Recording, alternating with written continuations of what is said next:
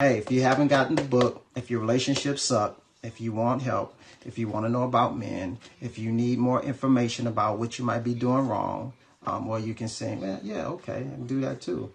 Get the book, The Forbidden Secrets of the Goodie Box, which your father didn't tell you and your mother didn't know. For all of those who are regulars, you know about it. But if you're not, go to my website, christopherreid.org, and you can download the PDF or the Kindle. Of course, my dog is barking in the background. What else would he do on live TV? So if it sticks, hopefully it doesn't. But if it does, you know, we'll just work through it. Okay, so listen, this topic of... Now, this was one that I really wanted to talk about. It wasn't that it was highly requested, but it was just one that I observe a lot, you know, because you can mess up, ladies. You can mess up a relationship by being still living in the past. And you don't want to do that. You don't want to run off a good guy, a situation that could be, you know, the real deal. So this whole thing about allowing old feelings, okay. One Betty One, hello, found you on YouTube. I'm glad you found me.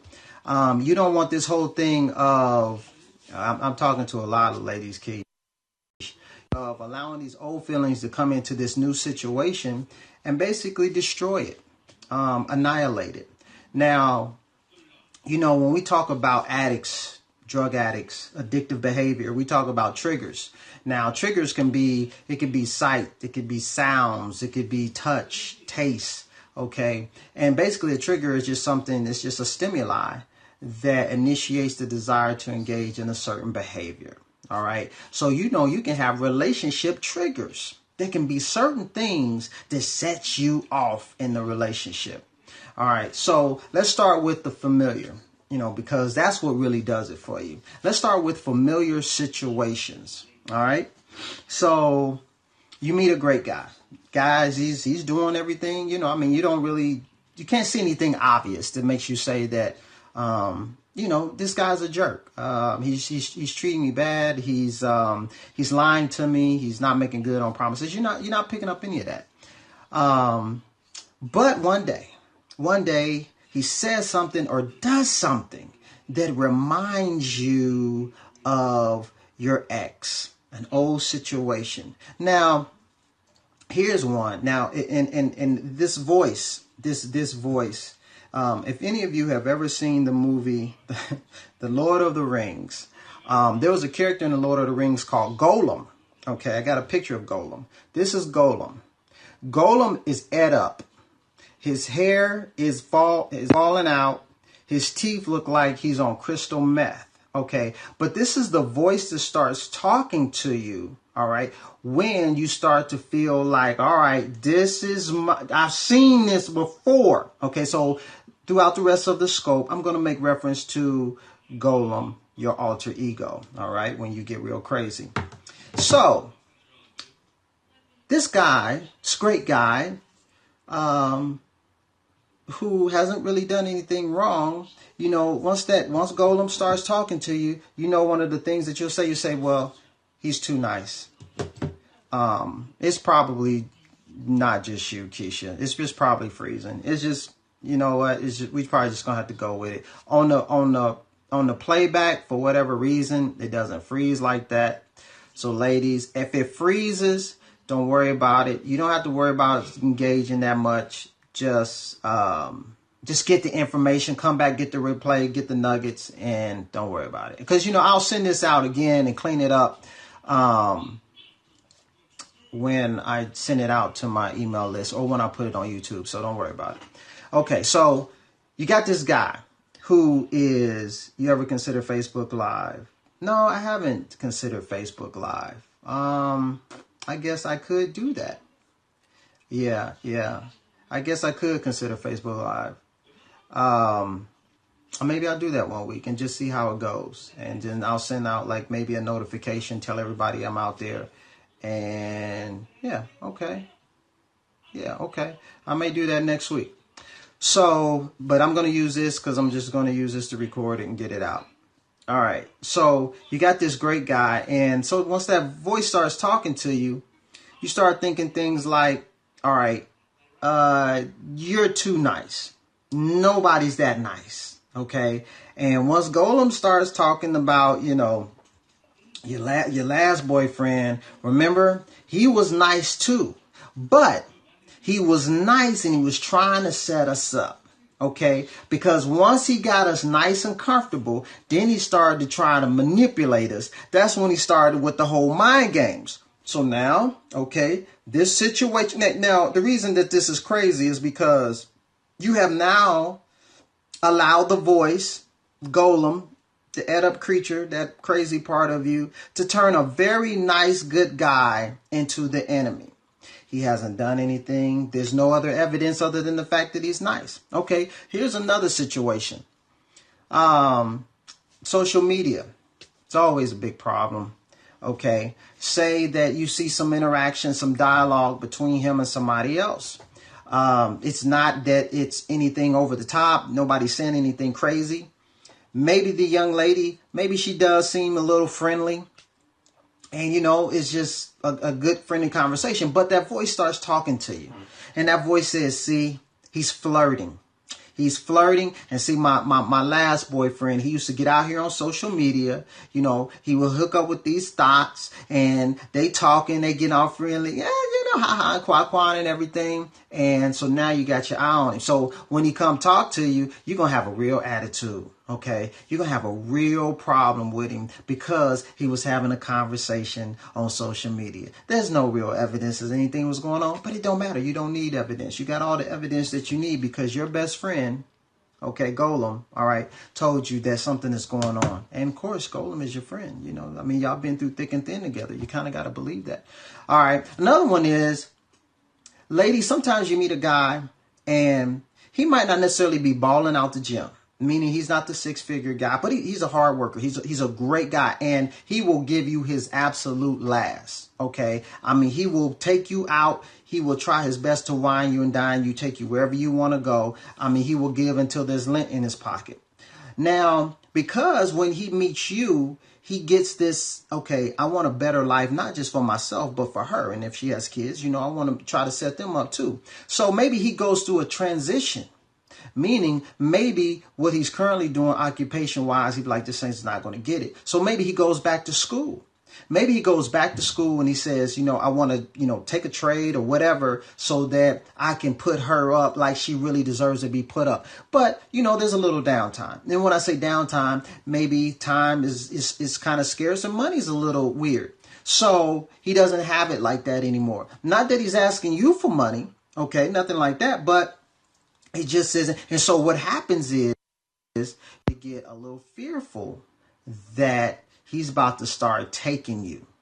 Okay, that he's about to start taking you to the cleaners. All right, because your last boyfriend or someone, you know, back there was always trying to, hey, you know, I don't have it. Could you just, you know, and it was always, I'll get you if you, and you know, that time you were very nice and you were very accommodating. You didn't mind offering and giving.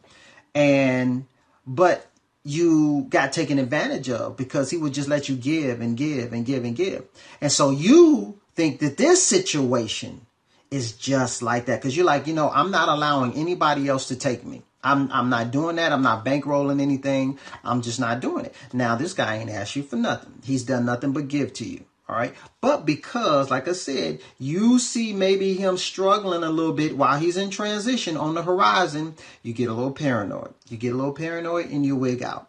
Now, these familiar situations, all right, ladies, can cause you to do just what we're talking about here. Allow these old feelings, these old toxic feelings to jack up this new situation with this potentially great guy who is not giving you any reason to think that he doesn't want anything but the best for you.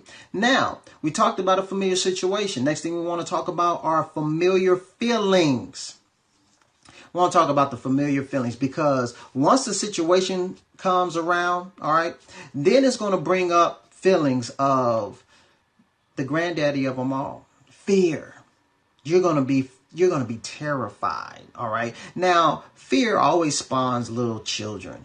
All right. So one of the biggest is this suspicion. You're always looking for something. And I'm glad that several of you are still hanging out with me with all the glitches. I definitely appreciate it. Terror is an understatement. Yeah. The suspicion. And, you know, I always talk about how the guarded woman is, your thing is not that, you know, the guy is innocent. You know, no, it's not. They're not innocent because, yeah, your friend tells you that they're not innocent. Your friend says that they're guilty. You just got to find the evidence. You know, you just got to find the evidence to substantiate the guilt. So, you know what happens when there is really no evidence? When there's legitimately no evidence, you have to plant evidence. You have to plant evidence at the crime scene. Yes, you do. So you have to plant the glove. Okay, there was a very famous case, you know, the O.J. Simpson case, when some say that there was a glove. Hola, what's up, Miss Tanya? Some people say that a glove was planted at the crime scene. See, this is what you do.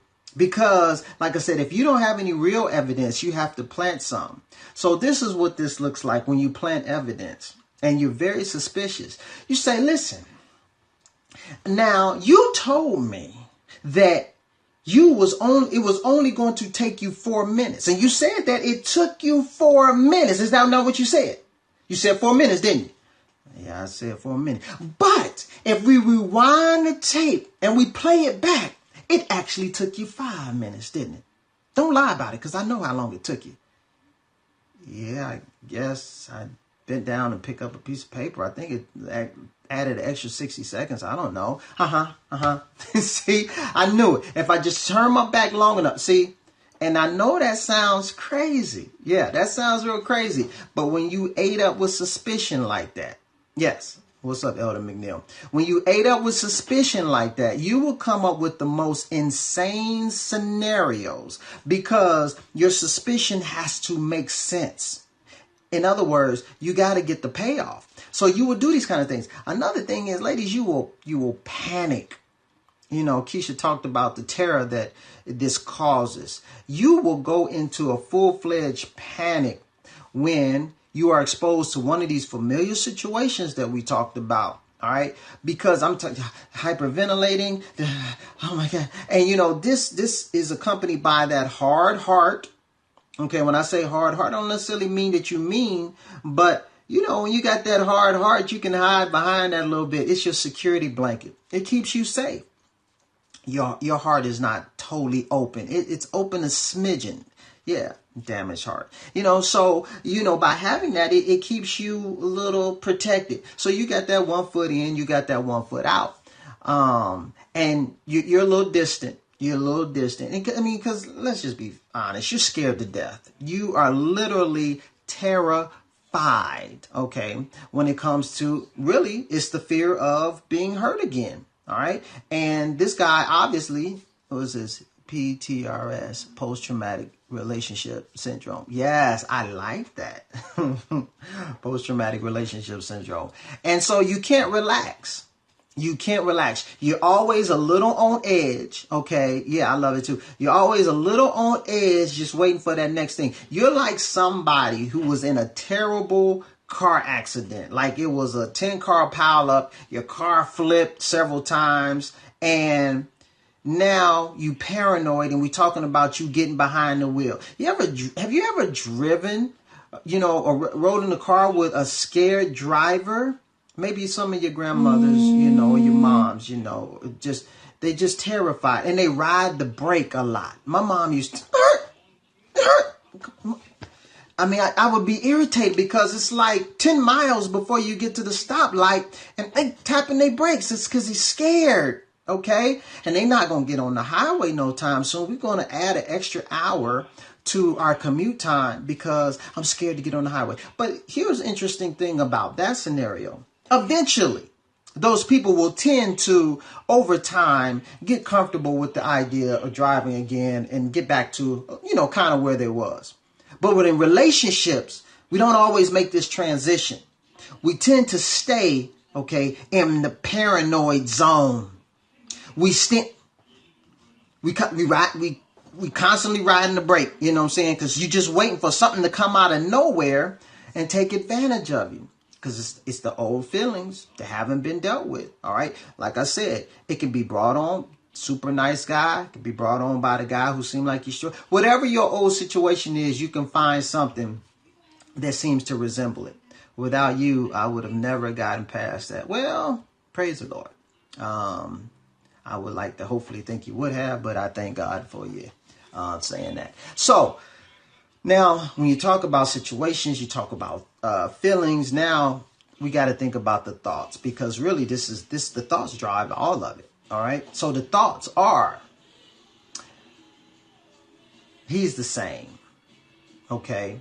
He's the same, meaning this dude, he ain't no different. Now, when we talk about thoughts, we're really talking about your core belief system.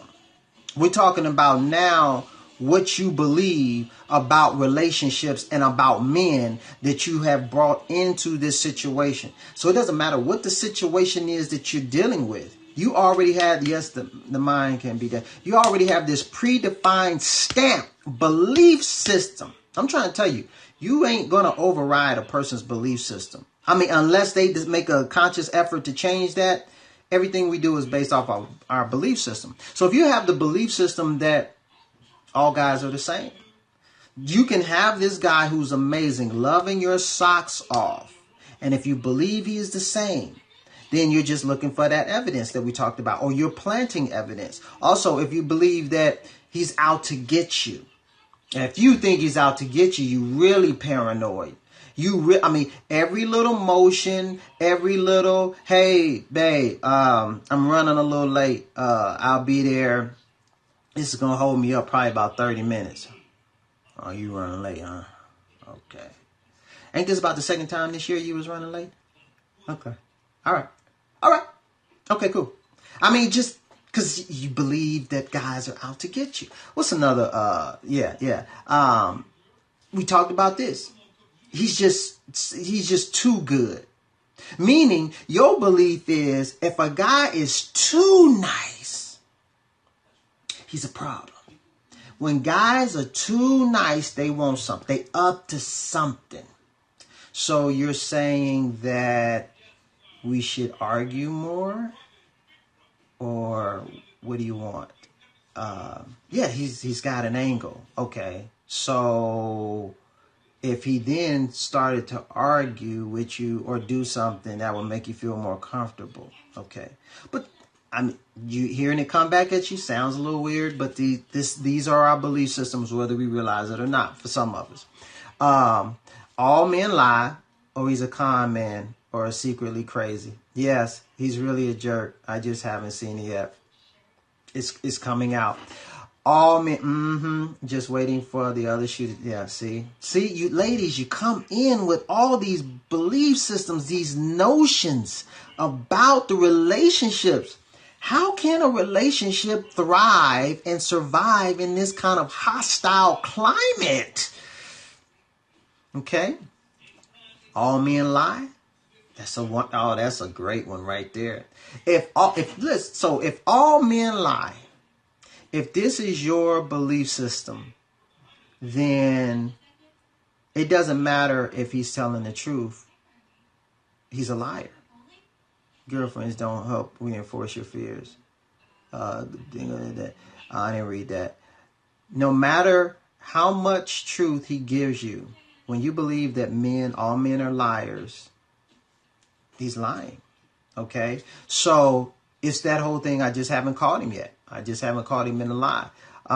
If you don't feel safe, or he's up to something, and so you see the similarity with all of these, right? You see the overlap. Now, like I said, you're not going to have a relationship to thrive in this climate. You're just not. You're kidding yourself. I was saying damaged girlfriends help reinforce your fears. Of course they do, because that's their belief system. You can't teach what you don't know and lead where you don't go. If you are not that, if you're not free, if you're not healthy, if you're not whole, if you don't love yourself, blah, blah, blah, blah, yeah, I bet it did. You're not going to be able to contribute anything worthwhile to anyone else about a relationship, because you already believe that there are no good ones, blah, blah, blah, blah, blah. I knew better. Hit her together. Better hit her together quick. Soon get her together quick. So now all of this, you know what it does? These situations, these feelings, and these thoughts, these belief systems, what they guarantee you is a familiar outcome. They guarantee you the outcome that you really wanted at a very core level when you got involved with Mr. Wonderful. And you end up sabotaging the relationship. Yes, you do. What could have been Mr. Right and y'all could have been Mr. and Mrs. Wonderful turns into Mr. Wrong, Mr. and Mrs. Nothing.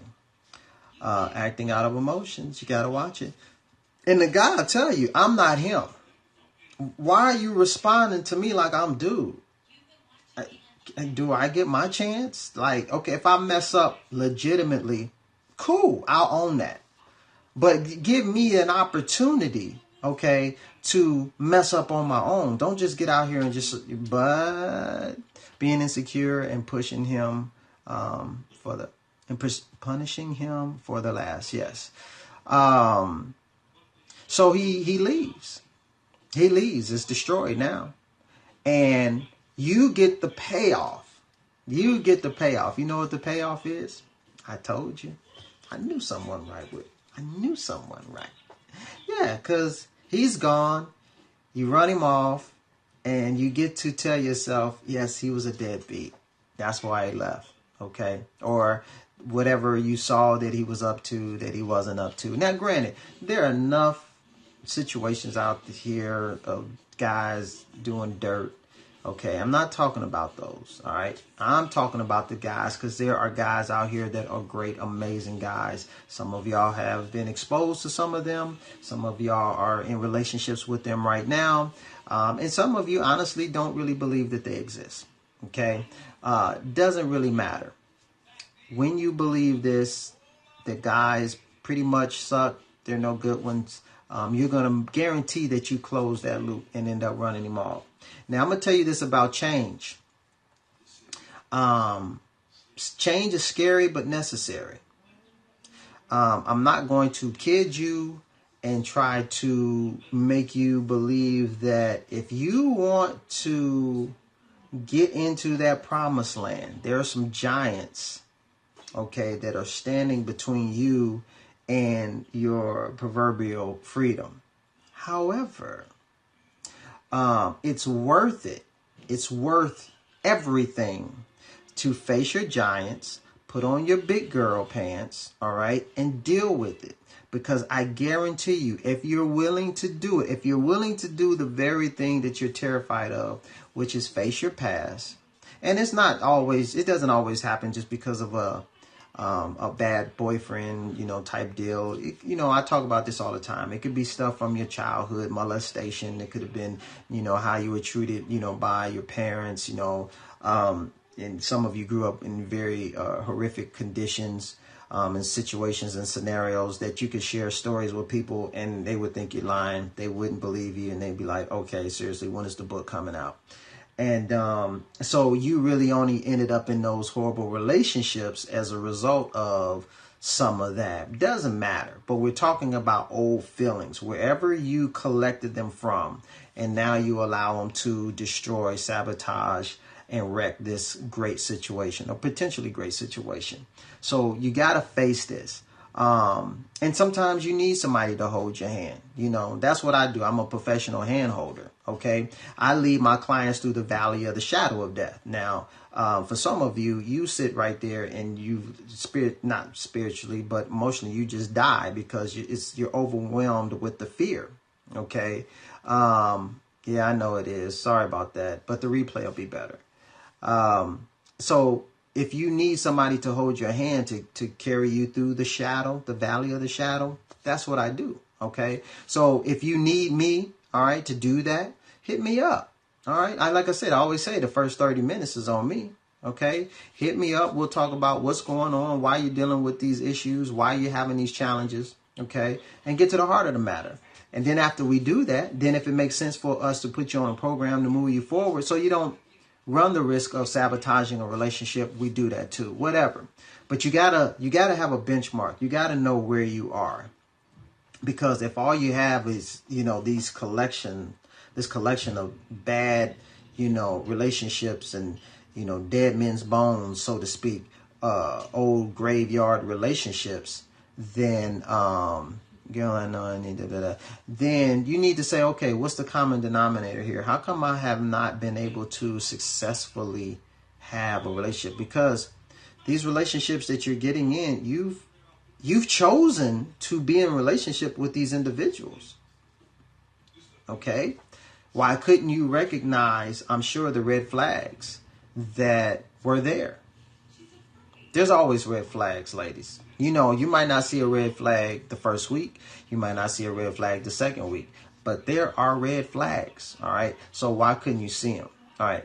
But that's what I'm talking about. You got to be able to, if you don't have the objectivity, at least have somebody that can see what you can't see, that has your back, okay? And that's what I do. So get at me. If I'm talking to you tonight, may not be talking to you tonight, maybe talking to you next week. But if I'm talking to you tonight, make sure you get at me. Go to my website, ChristopherReid.org. Also, I've been doing Instagram videos too, which has been kind of cool. How about it just smooth out? How about it just smooth out? Oh, did it? Yeah, you know what? Y'all gave me a great idea. I'm going to try Facebook Live. I appreciate y'all being patient with the choppiness of the video. So next week, I'm going to try Facebook Live and see how that works. Oh, you like those? Okay. Yeah. I'm trying to get the feel. It's only a minute. So, I'm trying to squeeze some real good content within a minute is sometimes a challenge. Yeah. Yeah. I am very animated. Yeah, I'm trying to balance that out too, because I got feedback. Oh, you're just too much. You know what I mean? So I'm like, okay, well, I'm gonna scale it back a little bit. So it's trying to find a good balance on the animation piece, but I appreciate y'all patience. So yeah, my thing with the Facebook Live, I get it. You gotta grab people. Yeah. That's the goal anyway. So with the Facebook Live, because what I do when I put these videos on YouTube, I capture the video that's on the screen, do a screen capture. And so I would imagine I should be able to do that with Facebook Live as well. But I just got to play with it because I got everything set up now with Periscope. But no worries. I'll handle it. So like I said, appreciate y'all hanging out with me. Hopefully this was very helpful to somebody. Like I said, I wasn't going to be out here late because New Edition Part 3 comes out. And all the New Edition for lifers be out there on Twitter. Facebook lets you download your... Oh, does it let you download the videos? Okay, great. Okay. Well, that sounds like a no-brainer. So this might be my last scope if Facebook works out. That would be pretty... I feel like maybe... need to have like a ceremony or something, been doing this for over a year, but whatever. Okay. Hey, so topics for next week, let me know. If you got anything, tell me real quick. Something I can chew on, I can think about, what's going on in the body of Christ at the moment. So for all 9 of you, well, they're saying Facebook Live, so I'm gonna try Facebook Live and see what happens there. But if you follow me on YouTube, yeah, see, this is what I'm saying. I can't have this choppiness, and I don't know why Facebook is doing this. I mean, Periscope is doing this because people gonna do? They're gonna come in and be like, "Oh, this is whack. I'm out." Okay. Yeah. Okay. So what y'all need to do then, I guess, is go to my Facebook page.